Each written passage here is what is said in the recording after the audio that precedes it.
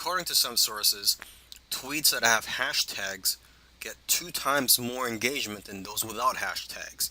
And if you get more engagement, you'll get more visibility and you'll get more clicks on the links in your tweets.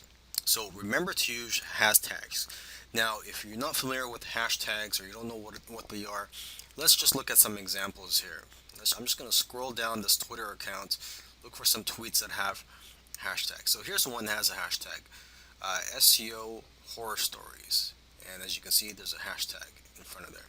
And basically, people that are searching for that type of content are more likely to find your tweets if you put a hashtag in front of the subject.